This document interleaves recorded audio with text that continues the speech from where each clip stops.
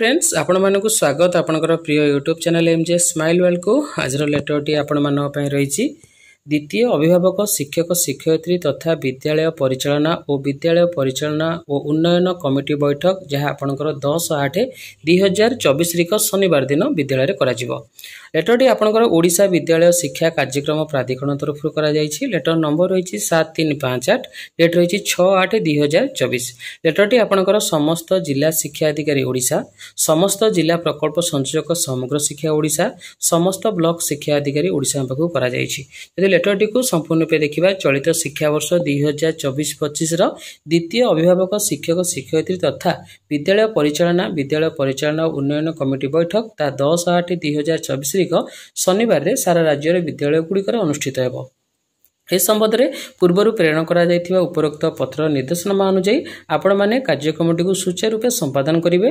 गोष्ठी और विद्यालय मध्य एक समन्वय स्थापन करी कार्यक्रमटी को पूर्व निर्धारित नियमावली अनुसार संपादन करिवे।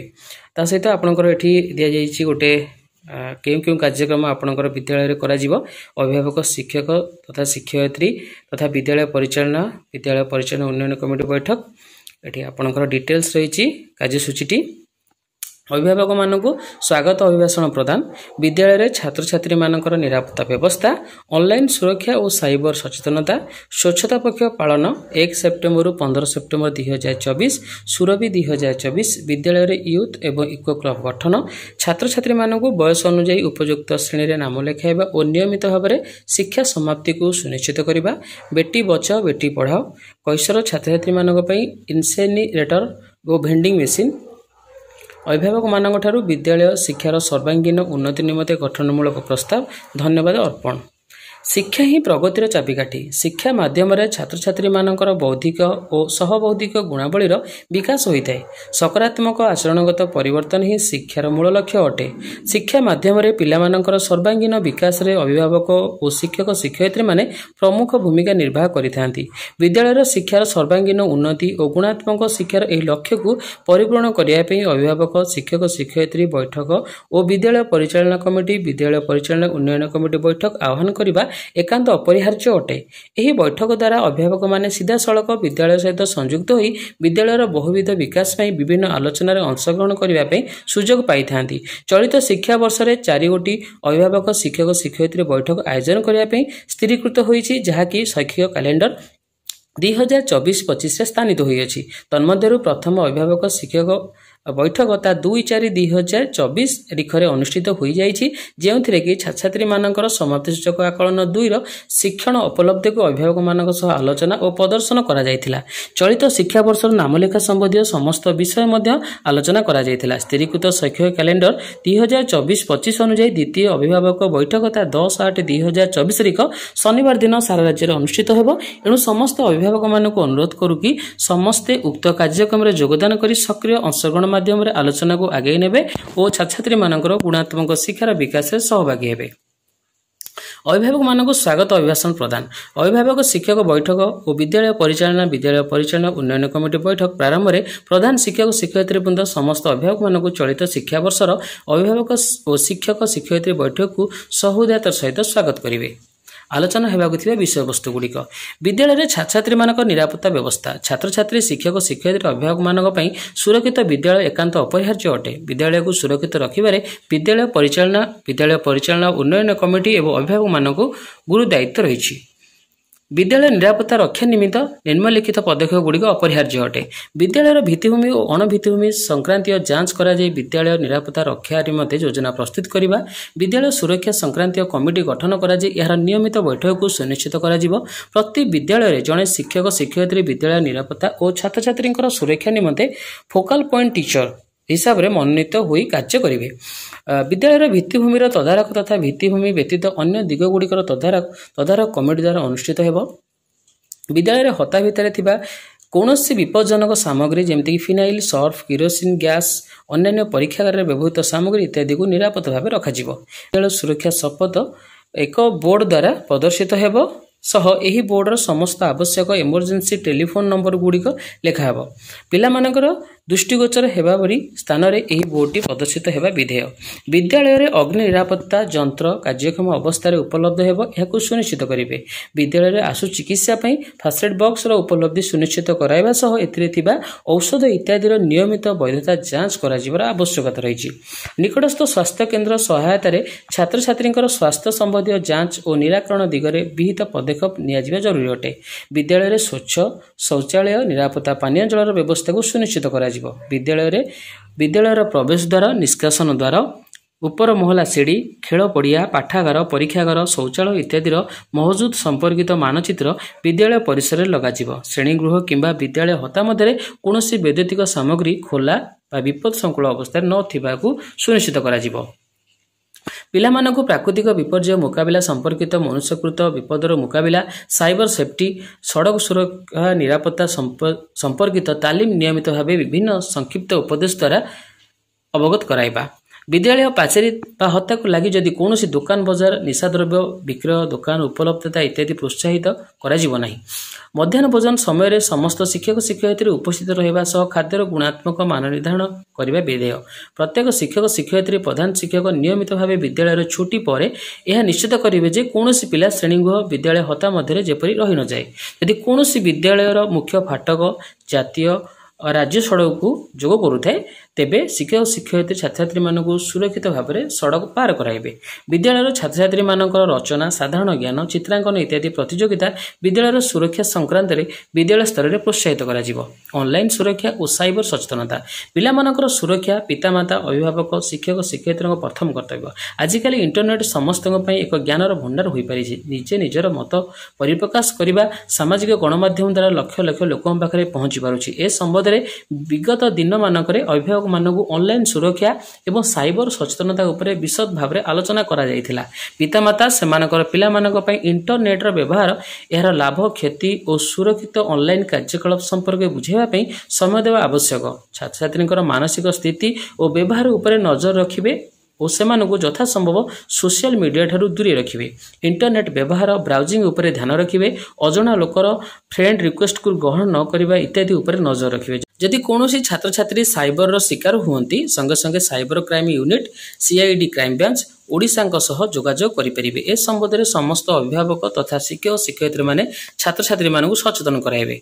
स्वच्छता पक्ष पालन 1 सेप्टेम्बर रु 15 सेप्टेम्बर 2024। स्वच्छता ही सेवा। घर बाहर विद्यालय परिवेश परिष्कार स्वच्छ रहिले यह समस्त एक सुस्थ मन और परिवेश जोगाई देइथे। प्रतिवर्ष परि ए वर्ष मध्य सेप्टेम्बर 1 रु सेप्टेम्बर 15 तारिख पर्यंत प्रत्येक विद्यालय में स्वच्छता पक्ष कार्यक्रम अनुष्ठित हेब। सरकार निर्देशनामा अनुसार चलित वर्ष स्वच्छता पक्ष सेप्टेम्बर मास 1 तारिख ठारू 15 तारिख पर्यंत पालन कराजिबो। एही कार्यक्रम आम राज्य में थिबा समस्त सरकारी एवं सरकारी अनुदान प्राप्त विद्यालय शिक्षानुष्ठान कार्यालय में पालन कराजिबो। उक्त कार्यक्रम सफल कार्यकारिता पई विद्यालय छात्र छात्री अभिभावक समस्त शिक्षक शिक्षयित्री विद्यालय परिचालना कमिटी विद्यालय परिचालना उन्नयन कमिटी सदस्य सदस्या पंचायत राज अनुष्ठान सदस्य सदस्या सामाजिक अनुष्ठान सभ्य सभ्या तथा विद्यालय निकट में बसवास करुथिबा समस्त सचेतन नागरिक मानकर संप्रति एकांत आवश्यक। एथिरे मध्य विद्यालय और गोष्ठी अंगांगी भाव जड़ित हो 15 दिनिया कार्यक्रम को आगे नेबे।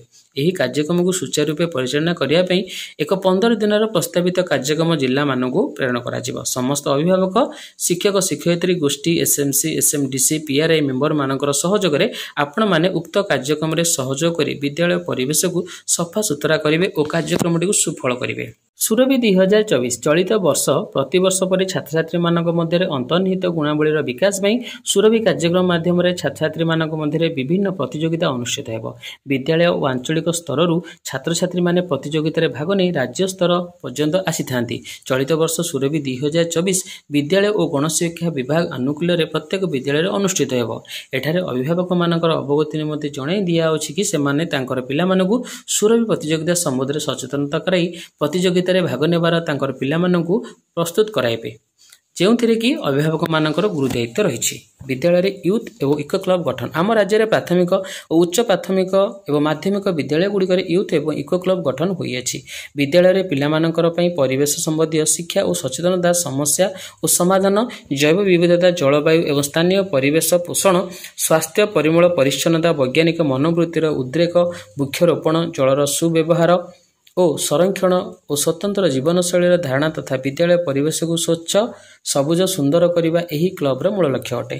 କ୍ଲବ ଗଠନ ସମ୍ପର୍କିତ ସମସ୍ତ ନିର୍ଦ୍ଦେଶନାମା ପ୍ରତ୍ୟେକ ବିଦ୍ୟାଳୟକୁ ପୂର୍ବରୁ ପ୍ରେରଣ କରାଯାଇଛି। ଚଳିତ ବର୍ଷ ୟୁଥ୍ ଏବଂ ଇକୋ କ୍ଲବ ଅଧୀନରେ କେତେ ଗୁଡ଼ିଏ ପ୍ରସ୍ତାବିତ କାର୍ଯ୍ୟକ୍ରମ ବିଦ୍ୟାଳୟରେ କରିବା ପାଇଁ ଓସେବାର ପତ୍ର ସଂଖ୍ୟା 5496 ତା 12/6/2024 ପ୍ରେରଣ କରାଯାଇଛି।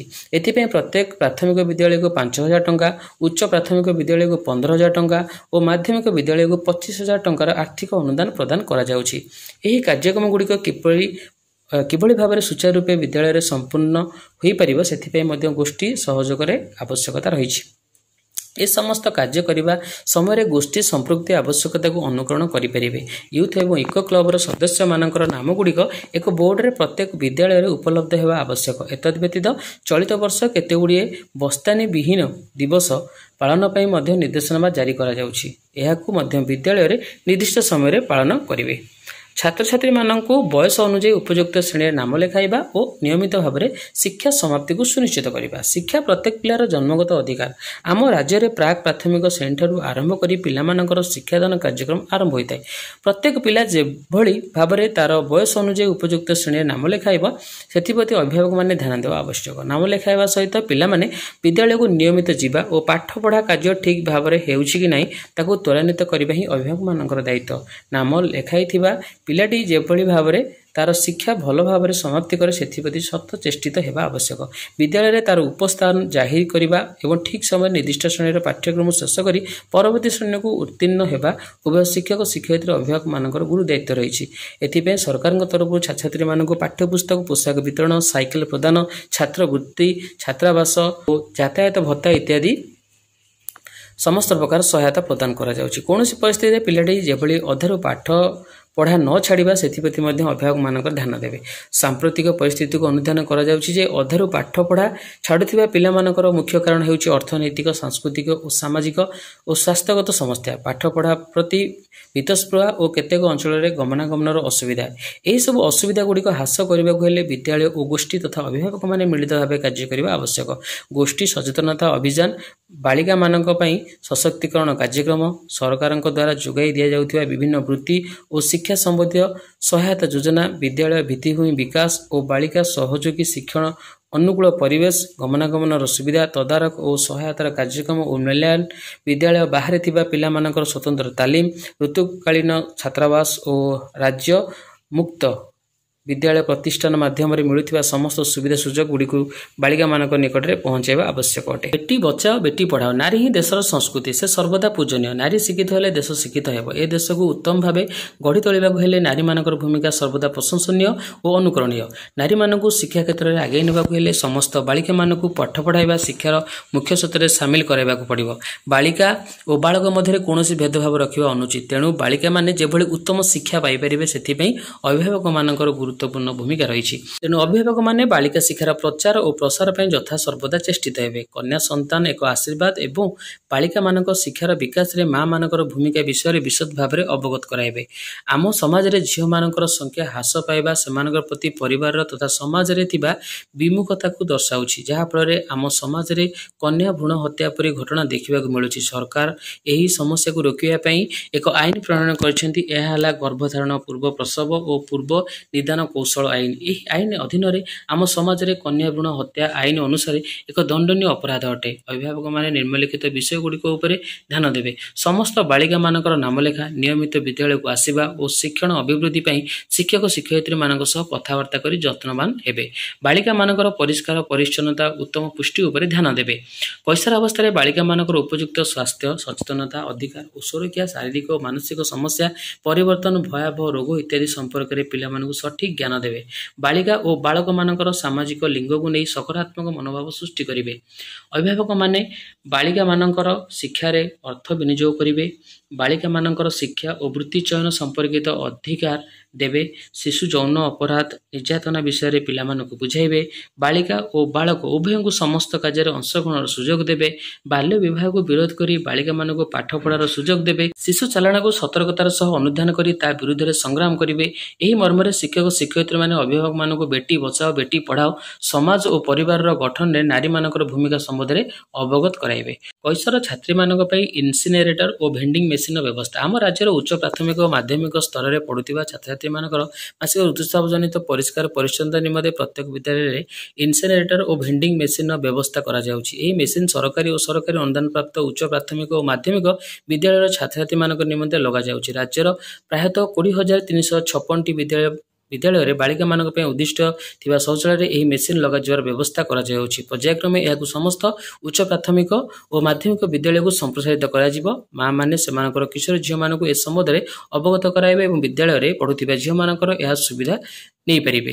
अभिभावक ठारू विद्यालय शिक्षार सर्वांगीन उन्नति निमंते गठनमूलक प्रस्ताव उभय विद्यालय छात्र छात्री मानकर शिक्षण में सहायक होता है। तेणु प्रधान शिक्षक अभिभावक मानक ठारू गठनमूलक प्रस्ताव आह्वान करी एहाकु लिपिबद्ध करिवे और तदनुसार विभिन्न कार्यक्रम प्रतिफलित करिवे।